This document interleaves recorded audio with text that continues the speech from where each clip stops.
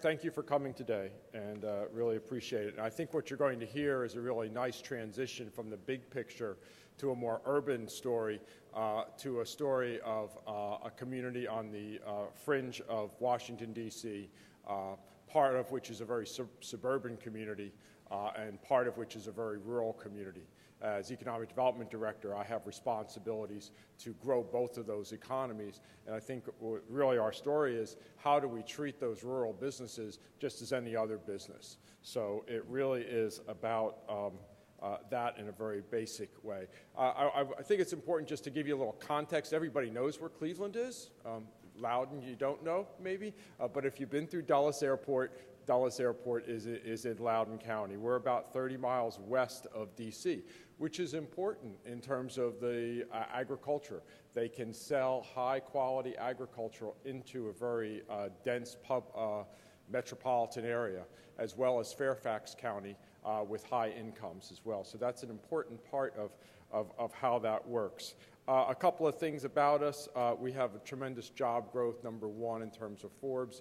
We're also the place where the internet connects to the world. When you use your Visa card today, chances are that transaction is going to go through a data center in Loudoun County.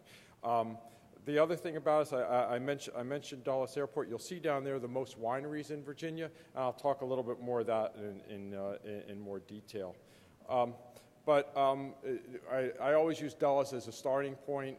It's our connection to the world, and there is actually a connection to agriculture. One of the things there's a very world-famous farm in Loudoun County, and one of their products that they produce and ship through Dulles, and they really use Dulles, is bull semen, a very high-valued product that can be shipped through air cargo. So that's sort of the connection there. They also have auctions every spring and fall. So another thing about Loudoun, these are the businesses that are there, and I'll show you where those are located to sort of once again give you context. These are our data center businesses, very big in data centers. We have about 4 million square feet under roof now and another 2 million in planning. Once again, just to give you some context around that, obviously this is where we spend most of our work because this is what generates the property tax.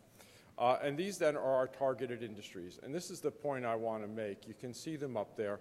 And we treat agribusiness as just another one of our targeted sectors.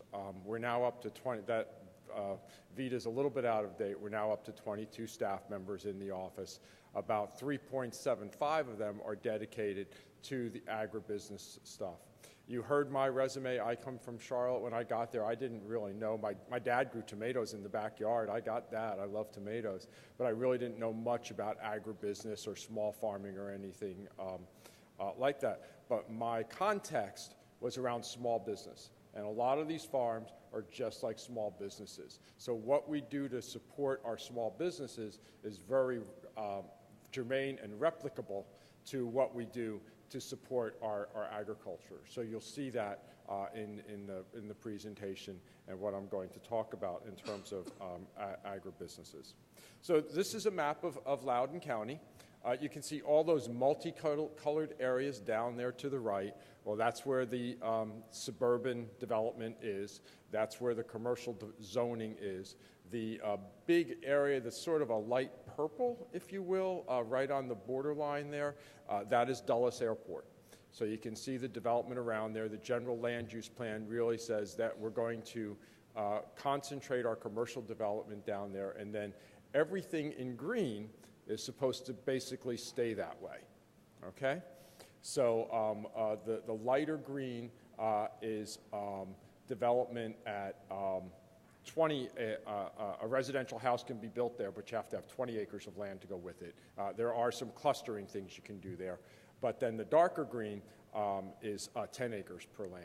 So, but once again, you could do some clustering things.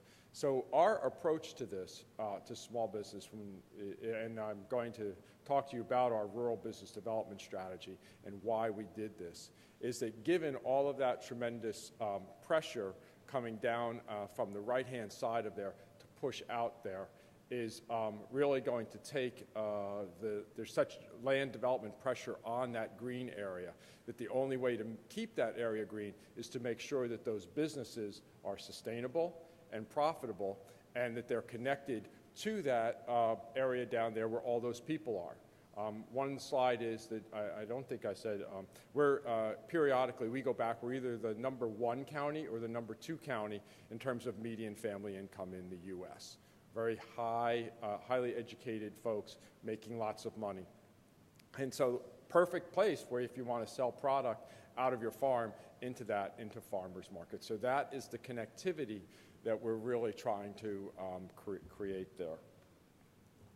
So what we do, there's a brochure up there that we do some marketing in terms of that. We treat this as, like I said, another cluster. And that what you see the picture of on the right-hand side is a cluster event. It's called the Forum on Rural Agricultural Innovation that we do in cooperation with 3 other counties in Virginia and 1 in Western Virginia, where every year we get all of the folks together. We bring in speakers, and I've met 2 that I want to bring in here today to this to talk about what's going on, share stories. We do, just as you give out awards for small businesses once a year, we give out awards for agricultural businesses once a year. So it's that type of program that we run there. And the staff within the rural team really focuses on exactly what these folks were just talking about, making those connections between the farmers and making those connections between the farmers and the consumers. And that's our role. And then also, and we'll talk a little bit more about that, where we're finding the holes in all of that. And that's really part of what we came up with the rural business development strategy. So Loudoun, we talked about being #1 for internet traffic. Well, we're also #1 in terms of horses, tremendous horse country. It's also known as hunt country. Don't go a day or 2 by without seeing a fox run down the road in front of my house. #1 in wineries, we have 34 wineries, sods harvested. #2 in grapes produced in all of Virginia. Christmas tree sales, if you're in DC, please come out and buy your Christmas tree. And hay and other crops. So you can see we produce a lot of agriculture there. This is a part of the success of that has been built upon the preservation of those green areas through the zoning, through the land conservancies that have begun to buy some of those out. But what we want to do is really, we said, okay, well that's good, and here's sort of the next generation, if you will, of that is continuing to grow our economy. The one on the left, that is Willisford. Just last week, the National Association of Home Builders named Willisford its Residential Community of the Year for 2013. I like to think of Willisford as, rather than organizing a community around a golf course, they organized it around a farm. 4,000 acres, half of which will be kept, is in perpetual conservancy, which will be farmed. They have CSAs, their CSA is already up and going, and the people who live there, just like if you were a golfer, you could join the club and golf. The people that live in Willisford join the CSA, can work on the farm if they want to. So that's the sort of thing that's going on in that area with that conservancy. Just to give you, since you're all economic developers, I knew you'd want this information. At build out, it'll be about 2,100 homes. The average price of that home will be about $750,000, up to $1 million. To put that in context, the average sale price for a new single-family home in Loudoun in December was right around $600,000. So that gives you some context for that. A variation on lot size. I could get you some more information on that, but yeah, a variation on that. So that's the picture, the map, if you will, on the right, and the one on the left really picks up on some of the stuff you've heard too. This is Clyde's. This is Clyde's farm that goes with Clyde's restaurant. It's about 2 acres of farming put it together. You'll see the raised beds there, And the Clyde's restaurant is about it's a huge restaurant. It's probably about 20,000 square feet. And they use this during the production months, and they do some all year-round farming here as well, basically to have that farm-to-fork experience at Clyde's restaurant to the extent that what they can't produce themselves, which is obviously that big, they really try to source locally from around the county and from around the parts of Northern Virginia and the Shenandoah Valley. So that's those two things that are going on. So what we wanted to say, okay, where are we going from here? How do we continue to grow these businesses, these rural businesses? How do we help support them?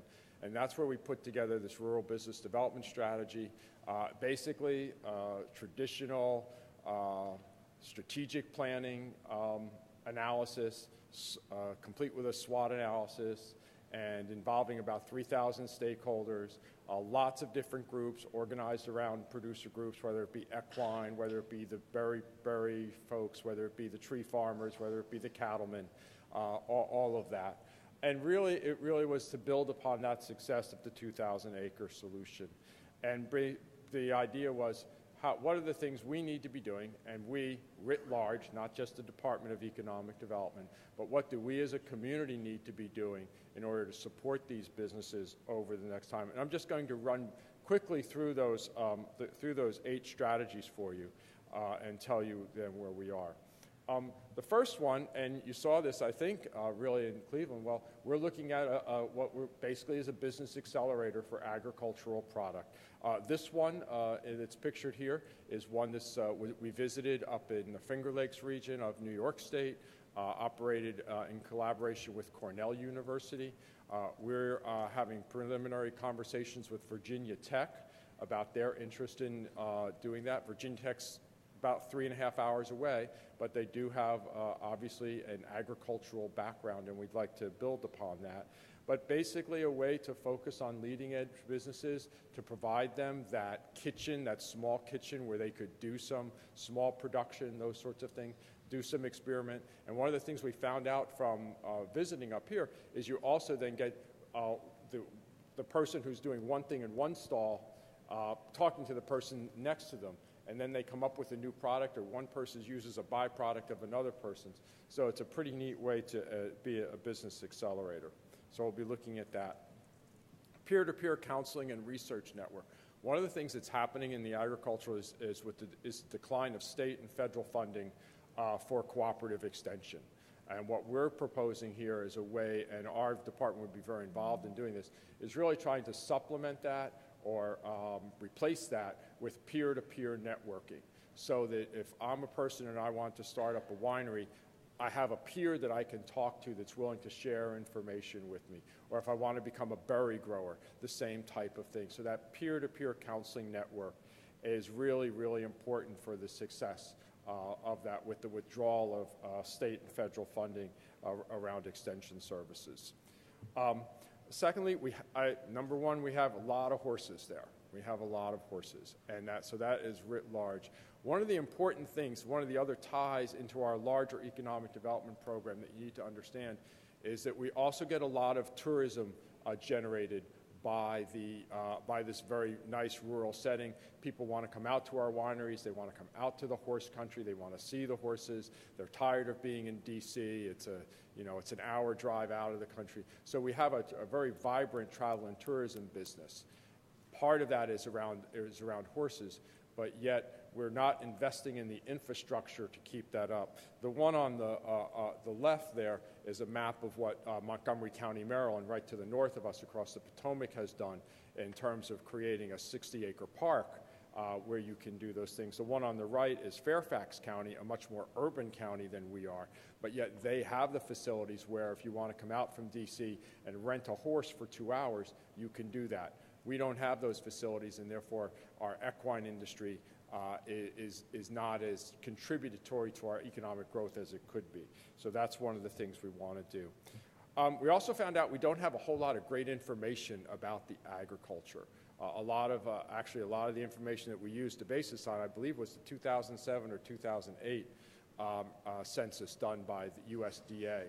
We also found that a lot of our farms, which are very small farms, done under tents, if you will, or under greenhouses, modern greenhouses, don't really get picked up in that. So we're going to undertake a survey and try to update that annually.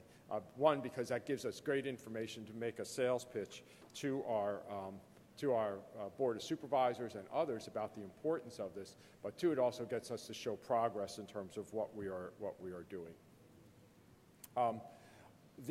Those were the foundation strategies. They divided this into foundation strategies and then programmatic, sort of big and little ideas. One of the things that we're also doing, and this is actually, we're going to launch this probably in next month, is redo our website. We had a Loudoun Farms website, and then we also have a biz.loudoun.gov website.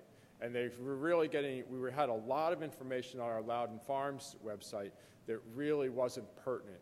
So we're repurposing them and clarifying them and updating them. So if you're looking to know what's for sale in the farmers market, or what farmers markets are open, or what can I go and join a CSA for, what crops do they have, you would go to the loudounfarms.org website. Much more of a consumer to business website. Then we'll put all the information about the B2B type stuff and how we help businesses, how we help rural businesses on the biz.loudoun.gov website. And then also provide some expanded training opportunities on there. We're also, another programmatic strategy is a multi-use trail system. Obviously relates to the equine, relates to the horses, but also it relates to tourism. One of the things that we found out is that there's a lot of people in DC who come out towards into Virginia who want to do trail rides on bicycles. And we don't have that system. And we think that there's actually ways that we could collaborate with them to get this type of trail system built that would be both for horses and for bikes. And there's lots of places around the country where that has been done and has worked really, really well. Finally, two last programmatic strategies is really about taking our wine trail and expanding it. We have the 34 wineries. What other things can you do when you're going from winery to winery to winery? There's lots of other things. We have cheese making up there. The cheese making is obviously big in New York State. We have a lot of artists who live out there. We have other things. We have a Civil War trail that goes to there. What are the other things that we can do? And this piece of the strategy has already been picked up by our travel and tourism organization, Visit Loudoun. So that's moving forward already. We're also looking at a branding campaign so that when people are buying lettuce in Washington, D.C., it is branded as having come from Loudoun County. When they buy it at a Wegmans or a Whole Foods, it's branded as coming from Loudoun County as a way to increase brand awareness in that regard as well. And then this is the big idea, if you will, the big tough one. The notes on this actually say, remember, it's about the Reading market and the Pikes market in Seattle. I don't think we'll ever get there. But once again, this goes back to remember that big clump of very people with very high incomes down in eastern Loudoun and beyond into D.C. Well, is there a way that we could create a place for a year-round farmers market? We've got lots of farmers markets that operate on weekends and one that goes all year round on weekends. But can we get to that point, and this will actually require us to produce more, where we could have a year-round farmers market as a way to provide that more income. Where we are on all this, this is going to the Board of Supervisors to be for their action at the end of February. We have some money set aside in our 2014 budget to do this. We're also asking for another position to help grow and work more with the clusters of the agricultural folks to do, and then we'll begin to do some research. We're also going to have money set aside to do the survey, the first survey. We have that money set aside as well. So with that, I'll end my presentation and take questions. Thank you.